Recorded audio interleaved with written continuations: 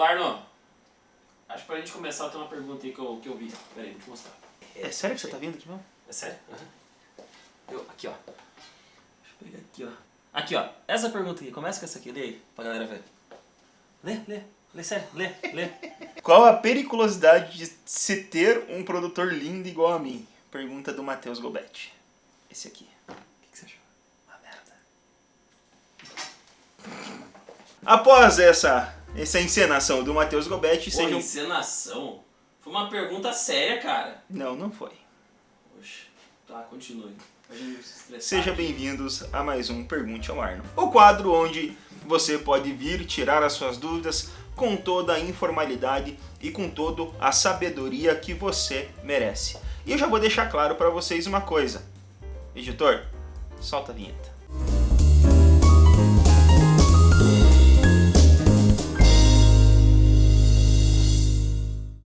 Pessoal, como na nossa última caixinha de perguntas os temas foram específicos sobre adicional de insalubridade e adicional de periculosidade, tanto os vídeos dessa semana quanto os vídeos da semana que vem serão envolvendo esse tema de adicional de insalubridade e adicional de periculosidade. Perfeito? Vamos responder agora a nossa primeira pergunta do quadro de hoje. E essa pergunta foi enviada por 1, 2, 3, 4, 5, por pelo menos 6 pessoas, fora essa que eu vou falar aqui agora. E a Viviane Santana perguntou: eu posso acumular os dois pedidos de insalubridade e periculosidade?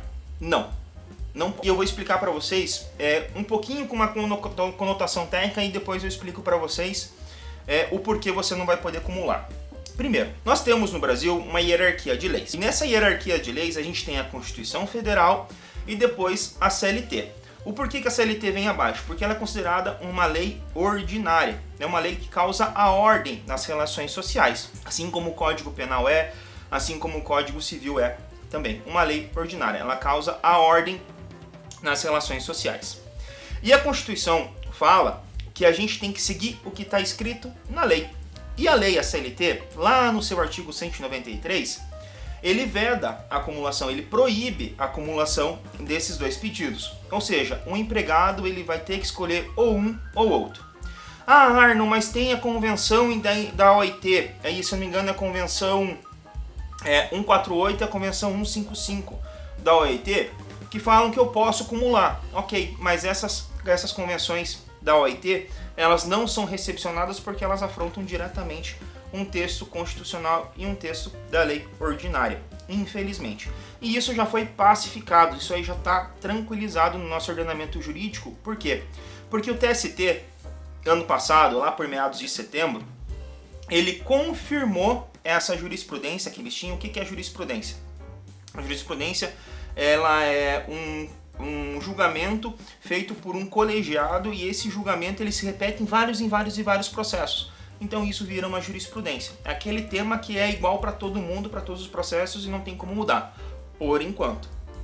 Até vir uma nova tese que favoreça isso. Então isso é uma jurisprudência. O TST, no ano passado, ele já pacificou essa jurisprudência, falando que a pessoa não tem direito a acumular os dois. Então, minha amiga, eu espero ter respondido a sua pergunta, porque infelizmente você não. Nesse momento no Brasil, você não vai conseguir acumular os dois pedidos, tanto de insalubridade quanto de periculosidade. Beleza? E a nossa segunda pergunta hoje veio da nossa querida Thaísa. Isso aumenta o valor da minha contribuição para a aposentadoria? Aumenta.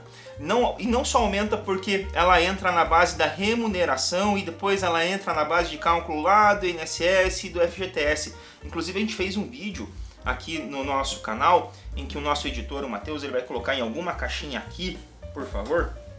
Sim, ele vai colocar em alguma caixinha de um vídeo a gente explicando isso. Então, tudo que é verba remuneratória, e o que é uma verba remuneratória? Aquilo que não é o salário base, aquilo lá, por exemplo, o Matheus ele foi contratado para trabalhar ganhando um salário mínimo por mês, R$ 1.212. Tudo aquilo que ele faz, hora extra, adicional de insalubridade ou adicional de periculosidade, isso se integra à remuneração dele, para fins previdenciários e para fins de FGTS também verbas rescisórias, como a gente explicou lá naquele outro vídeo. Só que tem um detalhe principal aqui, Thaísa.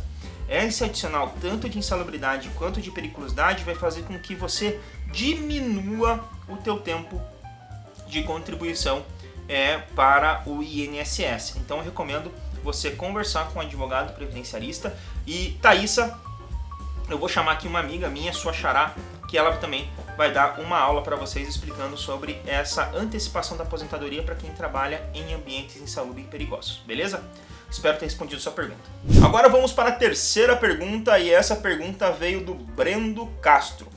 Quais as profissões têm direito à periculosidade? E Brendo, isso a própria lei vai responder para a gente. Por exemplo, quem trabalha em posto de combustível, quem também trabalha ali numa questão de eletricidade, ali com painéis energizados, ou trabalha no poste, quem trabalha em altura também vai ter o direito adicional de periculosidade, quem também trabalha em ambientes violentos. Então você que é vigilante, ou você até mesmo que é vigia, agora a nossa jurisprudência, que eu já expliquei ali numa pergunta anterior o que é jurisprudência, a nossa jurisprudência admite também que vigias e vigilantes também recebam esse adicional, não só aquelas pessoas que trabalham armadas, mas aquelas pessoas que trabalham no ambiente de risco também recebam adicional de periculosidade. E tem uma novidade também. Matheus, qual que é o teu meio de transporte? Moto, bicicleta. Não, o Matheus não tem uma moto, o Matheus tem uma jockey. Cara, Mas que palhaço, quem velho. tem... É sério isso, mano?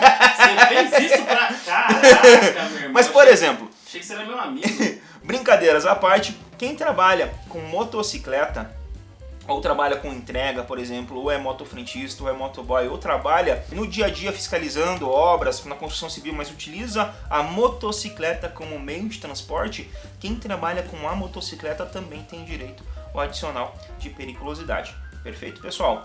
E uma coisa interessante, o adicional de periculosidade é de 30% do salário base. Perfeito? Eu vou explicar aqui nossa próxima pergunta, nossa quarta pergunta, eu vou explicar muito bem a diferença ali entre um e outro, eu vou explicar essas porcentagens. Mas quem trabalha com periculosidade tem direito a 30% do adicional calculado com base no seu salário. Perfeito, Breno? Espero ter respondido a sua pergunta, meu irmão. Vamos para a nossa quarta pergunta de hoje. E a quarta pergunta veio da Fernanda Narzin. Qual a diferença entre um e outro? Fernanda, vamos lá. Quando a gente vai tratar de insalubridade, um ambiente insalubre, é todo aquele ambiente que vai causar algum tipo de doença na pessoa, um risco à saúde da pessoa, perfeito? O S de insalubridade, quando a gente vai estudar o direito, a gente sempre S de saúde, tudo que está associado à saúde da pessoa é adicional de insalubridade. Por exemplo, a pessoa que trabalha na construção civil, trabalha com pó de cimento, trabalha com pó de gesso, trabalha com a pintura, isso já é pacificado, trabalha com pintura, tem um adicional de insalubridade. Quem trabalha em hospital, por exemplo, as recepcionistas de hospitais, quem trabalha na copa do hospital, quem trabalha também na hotelaria do hospital, ali cuidando dos materiais, ali quando vai para a lavanderia para ser higienizado, essas pessoas também têm direito a esse adicional. Outro exemplo de pessoas que têm adicional que também não é pago, quem trabalha em shopping, na parte dos sanitários ali do shopping, quem trabalha na limpeza dos banheiros. Essas pessoas também têm direito adicional. Por que essas pessoas têm direito adicional? Porque essas pessoas estão em contato direto com o lixo biológico das pessoas, por óbvio, né? Trabalhando no banheiro, tem um lixo biológico ali. E a diferença é que quem limpa um escritório, por exemplo, não tem esse adicional, porque o fluxo de pessoas não gera esse direito ao adicional, perfeito? Então, tudo que você for pensar com adicional de insalubridade tem a ver com a saúde da pessoa, o risco de uma doença, o risco à saúde, ao bem-estar daquela pessoa. Já o adicional de periculosidade tem a ver com o perigo à vida, o P de perigo à vida, periculosidade. E o que é esse adicional de periculosidade? Quando a pessoa pode morrer pela atividade que ela exerce. A pessoa, como a gente falou na resposta anterior lá sobre as profissões que têm direito ao adicional de periculosidade, quem trabalha com energia elétrica, quem trabalha utilizando motocicleta, quem trabalha em ambientes perigosos, quem trabalha com ambientes explosivos, por exemplo, um posto de combustível, tem esse direito. E eu quero trazer um exemplo para vocês de duas situações aqui. Imagine uma pessoa que trabalha no lavacar de um posto de combustível. Imaginaram? Imagine que a bomba de combustível, na hora que ela vai ser estendida para fazer o abastecimento de um veículo, ela não chega até menos de 7,5 metros da onde está aquele estabelecido, aquele lavacar. Aquela pessoa, ela vai poder escolher ou entre o adicional de insalubridade ou entre o adicional de periculosidade, aquilo que for mais benéfico para ele. Vamos supor que ele receba o adicional de insalubridade de 20%, mas ele pode preferir receber o adicional de periculosidade, que seria de 30%. O que vai acontecer nesse caso? Ele pode entrar com uma demanda judicial, solicitar o adicional de periculosidade de 30% do base do salário dele e solicitar a compensação daquele valor que foi pago no adicional de insalubridade e pedir aquela diferença. Então, a empresa ali pode ter um passivo trabalhista naquele sentido e aquele trabalhador, aquela trabalhadora pode ter um crédito a mais a receber que ela não sabia que tinha esse direito. Perfeito? Espero ter respondido a sua pergunta, Fernando. Pessoal, agora nós vamos para uma pergunta especial e ela não veio do Instagram, ela veio do nosso YouTube. Então, para favorecer você que comenta e curte o nosso conteúdo e manda perguntas também lá no nosso YouTube, ou aqui no nosso YouTube, melhor dizendo, vamos favorecer também as respostas, as perguntas que vocês mandaram ali com as nossas respostas aqui no escritório, tá? Antes de mais nada, quando pedirem alguma orientação, eu quero deixar muito claro aqui para vocês que todas as orientações são relacionadas ao meu posicionamento, tá? O meu posicionamento enquanto profissional, enquanto advogado e enquanto profissional do direito.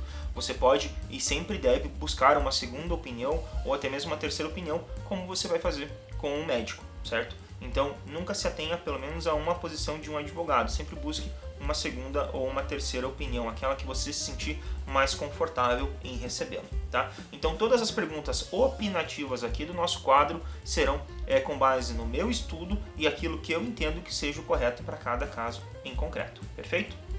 Então, vamos lá para a pergunta elaborada pela Carol Oliveira. Boa tarde. No caso da empresa ser assaltada e eu ser lesada, a empresa é responsável por reembolsar meus itens furtados e danos ao meu carro? E caso eles paguem um valor abaixo do total dos meus bens, o que eu posso fazer? Carol, muito obrigado por sua pergunta lá no nosso canal do YouTube, ou melhor, aqui no nosso canal do YouTube. E eu quero trazer para vocês aqui duas hipóteses de solução desse problema. Primeira hipótese, a ausência de responsabilidade da empresa em indenizar o empregado por caso fortuito ou força maior. Tá, Arno, o que é isso? São aqueles casos em que a empresa não está preparada para acontecer, aquele caso ocorre e a empresa ela não é obrigada a indenizar. Por exemplo, a empresa é uma fábrica, uma indústria comum, uma indústria de bolsas, vamos supor, uma indústria de bolsas. E essa indústria de bolsas, por um caso fortuito, uma ação de terceiro, ela sofre um atentado. Pessoas entram na empresa e assaltam seus funcionários, certo? E levam os itens dos seus funcionários. Essa empresa, a meu ver, ela não tem responsabilidade em indenizar os colaboradores, justamente pelo fato de que ela não tinha como prever que aquele fato iria acontecer. Diferentemente de uma empresa de segurança, por exemplo, diferentemente de uma empresa de ônibus, por exemplo, de transporte coletivo, diferentemente de uma empresa de transporte de valores, por exemplo, e outras empresas, como até mesmo posto de combustíveis, né? Aí no caso já recebe um adicional de periculosidade, etc. Nesse tipo de situação, a meu ver, a empresa sim tem a responsabilidade de indenizar. Por quê? Porque ela sabia que aquele fato poderia acontecer e eventualmente ela não tomou as dores ali como proteger os seus colaboradores. Então, nessa hipótese onde a empresa tem um risco acentuado da sua atividade e mesmo assim ela não zela pela proteção de seus colaboradores, ela tem o dever de indenizar. Respondida essa primeira parte da sua pergunta. Vamos para agora a segunda parte. Caso eles paguem um valor abaixo do total dos meus bens, o que eu posso fazer? Então, se eles já fizeram uma parte do pagamento, eles já assumiram, entre aspas, a responsabilidade pelo fato. Se eles assumiram essa responsabilidade pelo fato, a indenização tem que ser no tamanho da extensão do dano. Então, todos os danos devem ser reparados. O que você pode fazer? Se foi uma lesão no seu carro e eles pagaram o valor a menor do conserto, você pode fazer um orçamento daquilo que falta para ser consertado e entrar com uma ação pedindo essa diferença. Se for com relação aos seus bens, você comprova por meio de nota fiscal e também por uma declaração de testemunhas ali que você estava com o bem, boletim de ocorrência também ajuda muito nisso, é que você estava com os bens ali no momento do furto ou do roubo, dependendo da situação, você estava ali com aqueles bens e você também pode entrar na justiça pleiteando a reparação integral das suas perdas, perfeito? Carol, espero ter respondido a sua pergunta, beleza? Muito obrigado, minha amiga.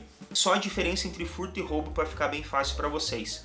Furto é tudo aquilo que a pessoa leva de você sem o emprego de alguma ameaça, tá? Se houve algum tipo de ameaça, é roubo. Seja ameaça por palavra, seja ameaça por faca, seja ameaça por arma de fogo, ou seja ele ameaçando fingir que está com uma arma. Tudo isso caracteriza roubo.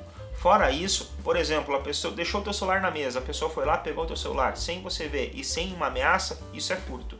Teve qualquer tipo de ameaça, é roubo. Perfeito? Muito obrigado por ter assistido o vídeo até o final. Se inscrevam no nosso canal, mandem as nossas perguntas toda terça-feira lá no nosso Instagram, @oarnobar. Tem a nossa caixinha de perguntas que a gente tenta delimitar ali por tema para ficar mais fácil aqui a edição das nossas perguntas.